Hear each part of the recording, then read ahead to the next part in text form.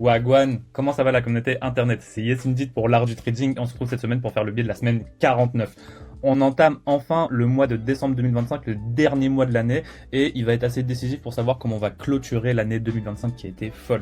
Donc là, comme tu peux le voir, on a un calendrier économique assez bien garni. Ça va être plutôt la deuxième partie de la semaine qui va nous intéresser. Donc qu'est-ce qu'on a lundi? Lundi, là, ce jour où je tourne cette vidéo, on a l'ISM Manufacturing à 10h, et ce soir, on aura un discours de Powell. Donc là, il est en medium impact, mais ça va rester comme assez important. Demain, on n'a aucune annonce économique, donc le mardi. Donc ça veut dire quoi? Ça veut dire qu'on se fie à nos horaires de session, à nos horaires clés ainsi qu'à nos macros pour les scalpers. Le mercredi, qu'est-ce qu'on a? Le mercredi, on a ADP Non-Farm Employment Change à 8h15. Donc ça, c'est juste un préliminaire des chiffres NFP qu'on a normalement le vendredi. On les aura pas ce vendredi comme tu peux le voir. On a aussi ISM Service PMI. Ça, c'est la cousine de l'annonce économique qu'on a ce jour-ci où je tourne la vidéo, donc ce lundi. Et donc ici, ça va être quand même important parce que c'est quand même 70% de l'économie US qui passe à travers les services. Jeudi, on a le Challenger Job Cut. Donc ça, c'est les licenciements annoncés. Ça va être quand même assez important, même si c'est en medium impact, parce que en ce moment, le marché de l'emploi aux États-Unis, c'est pas trop ça. On a Unemployment Claim, les demandes de chômage hebdomadaire, et vendredi, on a nos main events, surtout notre main event, le Core PCE Price Index. Donc ça, c'est l'inflation. C'est l'indicateur préféré de la Fed concernant l'inflation. Et ensuite, on a quoi? On a des préliminaires concernant le sentiment du consommateur et les attentes de l'inflation. À noter, on sort du week-end de Thanksgiving, donc s'il y a eu le Black Friday aussi, ça peut dépenser fort, ça peut continuer à dépenser fort parce qu'on a Noël dans le viseur, et ça peut fausser les chiffres qui sont eux-mêmes manipulés à la suite de ce qu'on a eu avec le shutdown, parce qu'on sait très bien que là, les chiffres ils sont favorables à la politique monétaire des US, mais ce qui se passe vraiment sur le terrain, ça reflète pas ce qui se passe en termes de chiffres économiques. Donc ça, c'est une chose à noter.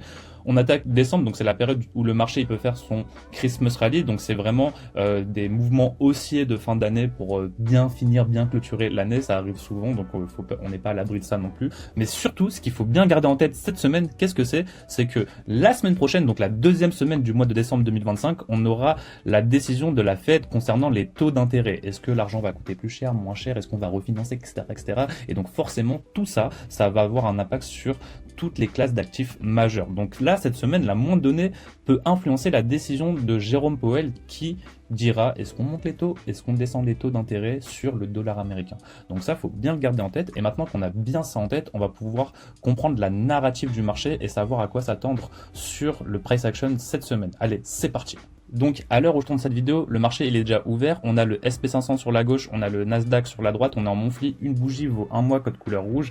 La première chose à faire là, c'est de définir son Previous Move High et son Previous Move Low. Donc c'est bien ce qu'on a fait ici. Et donc ça va déjà nous délimiter un dealing range dans lequel on va pouvoir travailler tout ce mois-ci. Maintenant qu'on a ça, on a une grande mèche ici là sur le SP500 ainsi que sur le Nasdaq sur laquelle on va pouvoir dessiner des quadrants, donc les 0, 25%, 50%, 75% de la mèche, ça va être des niveaux hyper importants. Je les ai pas dessinés, mais libre à toi de le faire sur ton graphique. On est sur un biais weekly, donc ici le plus important c'est de comprendre à quoi elle va ressembler notre bougie weekly à la fin de la semaine. Actuellement on a une bougie weekly qui est plutôt bearish. Est-ce qu'elle va continuer à être bearish toute la semaine, ou est-ce qu'on va finir avec une bougie bullish et on aura une belle mèche ici? Ça c'est la première chose que tu dois essayer de comprendre quand tu fais ton travail de visualisation et de projection. Forcément il faut des niveaux clés, tu vas définir ton previous week high, previous week low, parce que ça va pouvoir aussi te donner des niveaux clés supplémentaires, que ça soit sur le Nasdaq ou sur le SP500. Là, ce qu'on peut voir sur le Nasdaq, c'est qu'on a pris déjà le previous week high, alors que sur le SP500, ça n'a pas été vraiment encore le cas. On est venu où? On est venu ici dans ce BC Weekly. La semaine dernière, qu'est-ce qu'on a fait? On a fait une grosse bougie d'expansion. Donc, est-ce qu'on va finir avec une bougie d'expansion cette semaine? Peut-être pas forcément. Et qu'est-ce qu'on va attendre la semaine prochaine? On sait qu'on attend les taux. Donc déjà, avec ça en tête, on peut se rendre compte que on va réduire le périmètre dans lequel on va travailler cette semaine.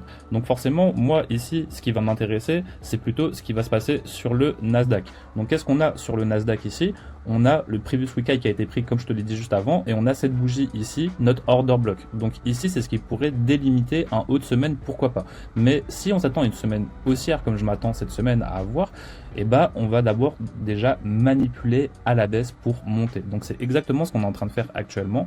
On a ouvert ici, accumulation, pourquoi pas une manipulation et pourquoi pas une distribution en fin de semaine. Donc forcément ici, tout ça, ça va m'intéresser. On a un nouveau previous move high et on a un all-time high à aller chercher, peut-être pourquoi pas sur la fin de décembre si les taux ils sont favorables à ça, pourquoi pas. Maintenant que ça c'est dit, on va pouvoir passer en daily et on va faire un focus sur le Nasdaq. Donc daily, qu'est-ce qu'on a? La semaine dernière, on a une semaine complètement bullish. Qu'est-ce qu'elle a fait cette semaine complètement bullish? Elle a cassé ce haut. Ici, on a un market structure shift en daily. On a ouvert ce déséquilibre en jaune et on a ouvert aussi ce déséquilibre ici en noir. Donc ici, ces deux déséquilibres, ils vont être déterminants. Comment on va clôturer dedans, comment on va les respecter.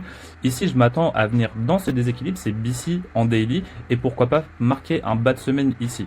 Ces déséquilibres, ils sont high probability. Pourquoi? Parce que c'est eux qu'on crée en cassant la structure et en faisant le market structure shift juste ici. On peut le voir ici, on a ce déséquilibre, cet ancien déséquilibre ici en noir et cet ancien déséquilibre ici en noir qui délimite le prix dans lequel on est actuellement. À la fin de la semaine, on aimerait une clôture au-dessus de cette bougie actuelle, donc la bougie du lundi ici. Pourquoi? Pour clôturer au-dessus de ce déséquilibre ici en noir, en tout petit. Et ça nous permettrait d'inverser ce déséquilibre et pourquoi pas par la suite d'aller rejoindre l'order block weekly et pourquoi pas d'aller chercher cette buy side ici qui est juste avant ce CB daily. Donc moi je m'attends à ça ici. Maintenant, ce qui pourrait invalider ce biais, c'est vraiment de venir clôturer ici, en dessous de ce déséquilibre, et de commencer à ouvrir du CB, donc du déséquilibre baissier. C'est exactement pas ce que je veux voir. Moi, ce que je veux voir, c'est vraiment un respect de ce déséquilibre ici, le déséquilibre noir, et qu'on puisse faire un bas de semaine ici pour monter par la suite chercher ces targets. Donc ici, les targets qui vont m'intéresser cette semaine, ça va être quoi? Ça va être ce déséquilibre ici au niveau des 25 061. Pourquoi pas faire un bas de semaine ici? Et ensuite, ça va être d'aller chercher le haut ici qu'on crée ce lundi ici. Donc le haut ici, il est au 25 500 à peu près. Ensuite, on a l'order block weekly ici qui va m'intéresser au niveau des 25 723.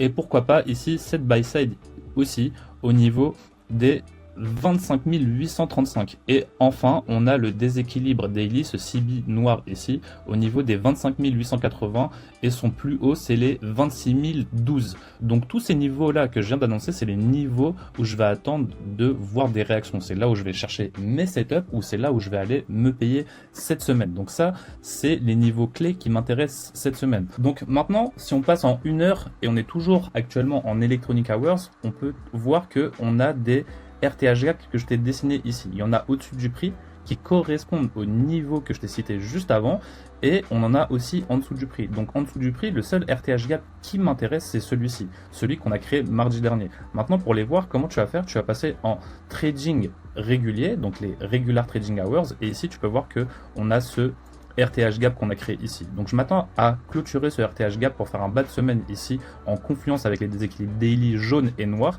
et pourquoi pas aller par la suite combler ce RTH gap au-dessus du niveau previous week high et ce RTH gap au niveau du daily CB en passant par la buy side ici bien sûr et l'order block weekly ici.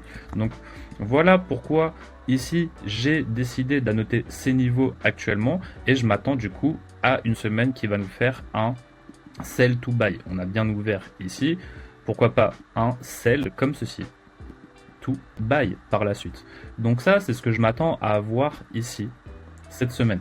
Voici à quoi ressemblent les niveaux daily que je vais observer cette semaine et t'inquiète pas, hein, dans la suite de la vidéo, comme d'habitude, je vais te mettre les screenshots pour que tu puisses te référer aux niveaux clés et les reproduire chez toi si tu le souhaites. On vient de faire le biais de la semaine 49, on se voit pour le biais de la semaine 50 la semaine prochaine. C'était Yes Indeed pour l'art du trading, je te souhaite une très bonne semaine de trading. Allez, ciao ciao ciao.